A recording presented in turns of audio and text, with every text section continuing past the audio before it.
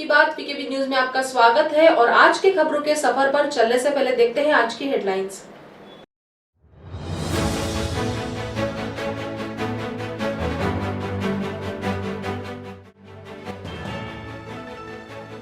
महाराष्ट्र में 18 से अधिक आयु वालों को अब लगेगा मुफ्त में कोरोना टीका। स्वास्थ्य मंत्री राजेश टोपे ने बताया कि 1 मई से शुरू नहीं हो पाएगी वैक्सीनेशन प्रक्रिया।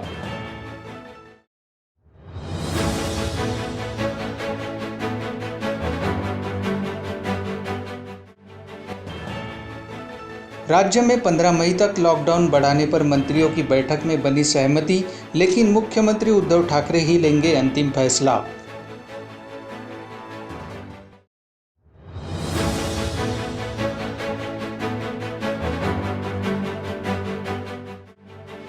और गढ़चिरौली में सुरक्षा बलों के साथ मुठभेड़ में 2 नक्सली हुए ढेर। 2 दिन पूर्व ही नक्सलियों ने जला डाले थे 6 ट्रैक्टर और टैंकर।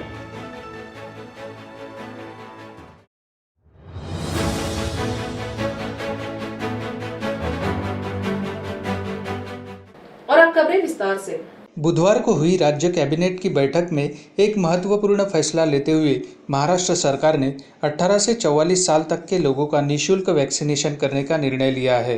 यह जानकारी देते हुए स्वास्थ्य मंत्री राजेश टोपे ने बताया कि इसके लिए 6,500 करोड़ रुपए के बजट को मंजूरी दे दी गई है। इन पैसों से सरकार कोवैक्सीन, कोविशील्ड और रूस की स्पुतनिक की 12 करोड़ से ज़्यादा डोज खरीदेगी। टोपे ने यह भी कहा कि राज्य में मौजूदा स्थिति में वैक्सीन की भारी कमी है। ऐसी स्थिति में 1 मई से 18 प्लस के लोगों को वैक्सीन दे पाना संभव नहीं होगा। इसलिए हम फिलहाल 1 मई से शुरू होने जा रहे वैक्सीनेशन प्रक्रिया को नहीं शुरू कर रहे हैं। टीके की कमी के कारण मुंबई के 18 सेंटरों और पुणे के 40 से ज़्यादा सेंटरों पर बुधवार से वैक्सीनेशन रोक दिया गया है। इनमें मुंबई स्थित राज्य का सबसे बड़ा वैक्सीनेशन सेंटर भी शामिल है। स्वास्थ्य मंत्री राजेश टोपे ने जानकारी दी है कि महाराष्ट्र में 15 मई तक लॉकडाउन बढ़ाने को लेकर सभी मंत्रियों ने एक सुर में सहमति दर्शाते हुए सीएम के सामने बात रखी है। हालांकि इस पर अंतिम निर्णय सीएम उद्धव ठाकरे को लेना है।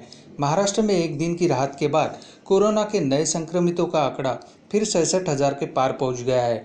इससे एक दिन पहले 48,700 केस आए थे।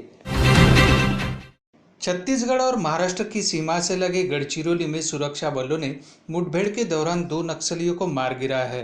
C-60 जवानों के साथ करीब 4 घंटे चली इस मुठभेड़ के दौरान मारे गए नक्सलियों के शव बरामद कर लिए गए हैं। गढ़चिरौली जिले के एटापल्ली में नक्सलियों की मौजूदगी की सूचना पर C-60 फोर्स के जवान बुधवार को सर्चिंग पर निकले थे। तभी सुबह करीब 6:30 बजे जांबिया गट्टा के जंगलों में घात लगाए बैठे नक्सलियों ने फायरिंग शुरू कर दी। इस पर जवानों ने भी जवाबी कार्रवाई की। करीब 4 घंटे चली मुठभेड़ के दौरान 2 नक्सली मारे गए। एक का नाम वीरेंद्र नरोटी और दूसरे का अजय नरोटी बताया गया है। बताया जा रहा है कि यह मुठभेड़ छत्तीसगढ़ के जांबिया गट्टा पुलिस चौकी से करीब 12 किलोमीटर दूर हुई। उल्लेखनीय है कि इसी जांबिया गट्टा थाने पर नक्सलियों ने हमला कर रॉकेट लॉन्चर भी दागा था। आबकारी विभाग ने गश्त के दौरान मध्य प्रदेश से महाराष्ट्र में लाई जा रही 38 लाख रुपए कीमत की देशी शराब की बोतलें जब्त करने में सफलता पाई है। आबकारी विभाग के उड़नदस्ते को गुप्त सूचना मिली थी कि मध्य प्रदेश के पांडुरना नागपुर मार्ग पर एक ट्रक में देशी शराब की तस्करी हो रही है। सूचना मिलते ही जाल बिछाया गया और मध्य प्रदेश की ओर से आ रहे 12 चक्का ट्रक को रोका गया। जब ट्रक की तलाशी ली गई तो पशु खाद्य की बोरियों के नीचे छुपाकर रखी गई शराब की 1000 पेटियां बरामद की गई है। ट्रक चालक जगदीश निराले ने बताया कि यह शराब महाराष्ट्र के चंद्रपुर जिले में पहुंचाना था। आबकारी विभाग चंद्रपुर में इस शराब को मंगवाने वाले की तलाश में जुटा है। हा महाराष्ट्र राज्यातून वाहतूक केला जाणार आहे अशी गुप्त खबर मिळाल्याने आम्ही पांडुर्णा सावनेर नागपूर रोडवर सापळा रचला असता त्या सापळ्यामध्ये एक वाहन गुप्त खबर मिळाल्यानुसार त्या एक 12 चाकी टाटा कंपनीचा 12 चाकी वाहन मोठा ट्रक येत असल्याची जसे काही खबर मिळाली आम्हाला। त्या खबरीनुसार आम्ही सापळा रचला व तो वाहन काल रात्रीच्या सुमारास तो येत असताना दिसला। ते आमच्या कर्मचाऱ्यांनी ते वाहन थांबवले। जर वाहन थांबवले असता वाहनामध्ये तपासणी केली असता देशी मद्याचा साठा आढळून आला. देशी मद्याचा साठा आढळून आला तो आहे, तो मद्याची तपासणी केली असता तो देशी मद्याचा साठा हा मध्य प्रदेश निर्मित व मध्य प्रदेशामध्येच विक्रीकरिता असा त्याच्यावर लिहिलेले मिळून आला. त्यानुसार आम्ही सदर वाहन ताब्यात घेतले. वाहनासोबत एक चालक आणि एक क्लीनर असे 2 इसम होते. त्या इसमांना ताब्यात घेण्यात आलेले आहे. मुंबई कांग्रेस के पूर्व अध्यक्ष एवं पूर्व सांसद एकनाथ गायकवाड़ का आज सुबह निधन हो गया। वे कोरोना से पीड़ित थे। उनके निधन पर कांग्रेस में शोक व्यक्त किया जा रहा है। वे महाराष्ट्र की शालेय शिक्षा मंत्री वर्षा गायकवाड़ के पिता थे। अस्पतालों में आग लगने का सिलसिला थमने का नाम नहीं ले रहा है। एक बार फिर मुंबई के समीप ठाणे में स्थित प्राइम अस्पताल में सुबह करीब 3:45 बजे भीषण आग लग गई। इस हादसे में अब तक 4 मरीजों की मौत हो जाने की खबर है। बताया जा रहा है कि ठाणे के मुंब्रा इलाके में स्थित प्राइम अस्पताल के आईसीयू में यह आग लगी थी। अस्पताल में कुल 8 मरीज आईसीयू में भर्ती थे, जिन्हें अस्पताल से दूसरी ओर शिफ्ट करने तक 4 मरीज आग की चपेट में आकर दम तोड़ चुके थे। आग पर काबू पाने की कोशिश की जा रही है। सूचना मिलने के बाद दमकल की गाड़ियां और रेस्क्यू टीम मौके पर पहुंची। इसके बाद अस्पताल में भर्ती मरीजों को बाहर निकाला गया। सरकार ने मृतकों को प्रत्येक 5 लाख और घायलों को 1-1 लाख रुपए मदद की घोषणा करते हुए अस्पताल में आग के कारणों का पता लगाने के लिए जांच समिति गठित की है। असलेल्या प्राइम हॉस्पिटलमध्ये शॉर्ट सर्किट झालेलं आहे। त्या शॉर्ट सर्किटमुळे आग लागली। एकंदर 17 पेशंट होते, त्याच्यातले 3 जण मृत्युमुखी पडल्याचे प्राथमिक अंदाज आहे। बाकीचं कशामुळे आग लागली, का आग लागली ही चौकशी समिती नेमून त्याची चौकशी केली जाईल। मृतांना प्रत्येकी 5 लाख रुपये देण्याचा आदेश माननीय मुख्यमंत्र्यांनी दिलेला आहे। 3 दिन पूर्व एक अपराधी की हत्या के बाद अब नाइक तालाब परिसर में हत्या की दूसरी वारदात हुई है। नाइक तालाब के मराठा चौक में रहने वाला रुपेश मुरलीधर कुंभारे बस्ती में स्पीड से बाइक चलाता था। टोकने पर भी नहीं मानने पर 27 अप्रैल की रात 9:30 बजे के आसपास आरोपी प्रवीण उर्फ गोलू वाघमारे, गौरव गिरडे तथा उनके 2 नाबालिग साथियों ने मिलकर रुपेश की चाकू व गुप्ती से हत्या कर दी। पांचपावली पुलिस ने आरोपियों को गिरफ्तार किया है।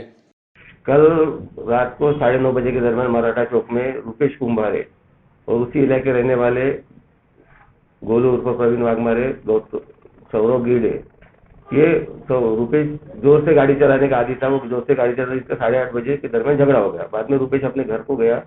खाना खाने के बाद वो वापस आती है, लोग चौके बैठे थे, इनमें तू-तू मैं हो गई। उसमें प्रवीण ने उसके पास के हथियार से, गुप्ती से का हथियार था, उसको मार के जख्मी किया और सौरव गिरडे था, उसने चाकू से उस पर हमला किया। उसमें वो दौड़ के घर के पास में गया। ज्यादा जख्मी होने से उसके घर वाले लोग उसको मेमो में ले गए। वहां पर उस डॉक्टर ने उसको मृत घोषित कर दिया। इसमें उनके साथ में उनके 3 साथीदार जो दोस्त है वो भी उसमें आरोपी है, लेकिन वो प्रदेश कांग्रेस अध्यक्ष नाना पटोले ने कहा है कि केंद्र की गलत नीतियों का ही परिणाम है कि आज देश में कोरोना का टीकाकरण 80% भी नहीं हो सका है, जबकि इजराइल और ब्रिटेन जैसे देशों ने 80% टीकाकरण कर कोरोना से मुक्ति की ओर कदम बढ़ाया है।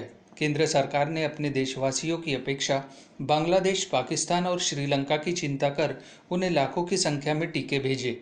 नतीजा यह है कि देश में बड़ी संख्या में मौतें हुई और आज टीकों की कमी महसूस की जा रही है। इसके लिए केंद्र सरकार की गलत नीतियां ही जिम्मेदार है।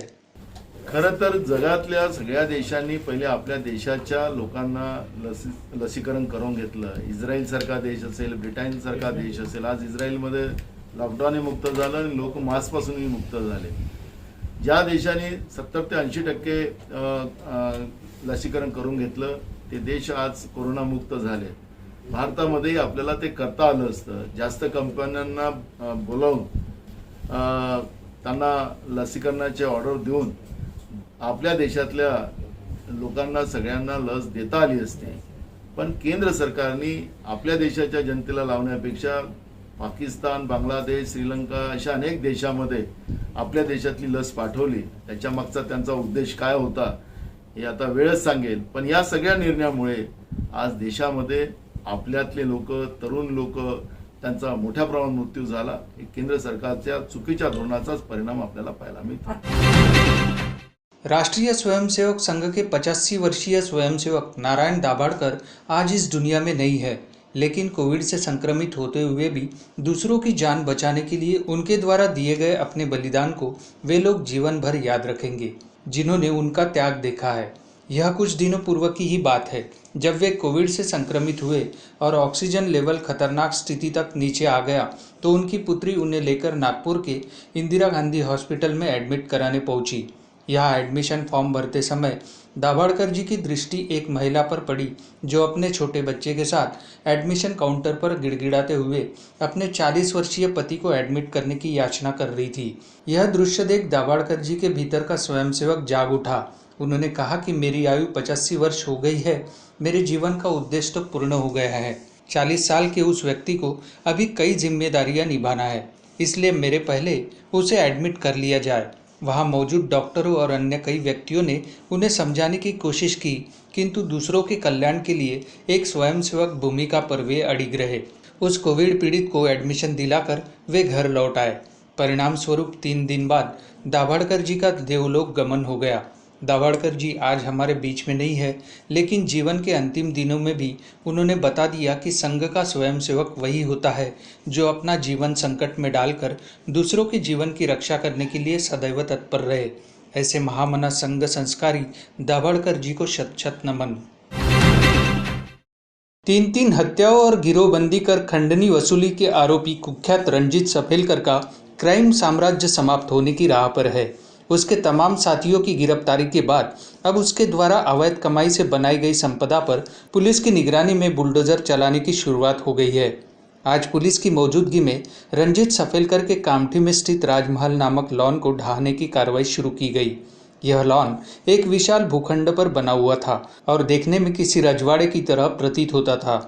बता दें कि शहर में कई वर्ष पूर्व घटित आर्किटेक्ट निमगढ़े हत्याकांड का खुलासा हुआ है और इस हत्या को 5 करोड़ रुपए की सुपारी लेकर रंजीत सफेलकर द्वारा किराए के गुंडों द्वारा अंजाम दिए जाने की बात सामने आई थी.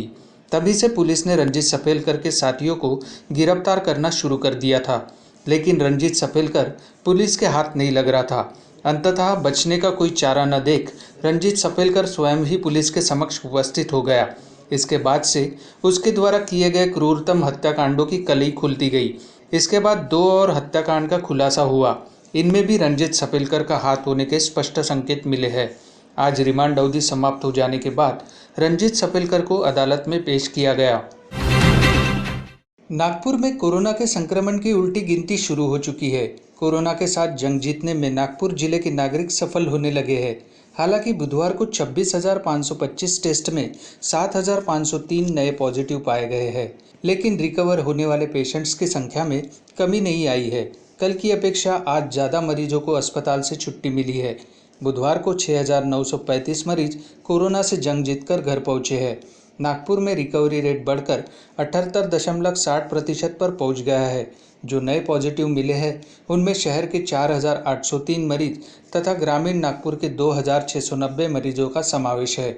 ऑक्सीजन और रेमडेसिविर की कमी से जूझने जैसी स्थिति के बीच एक ही दिन में 102 मरीजों की मौत हुई है, जिनमें शहर के 54 नागरिकों का समावेश है.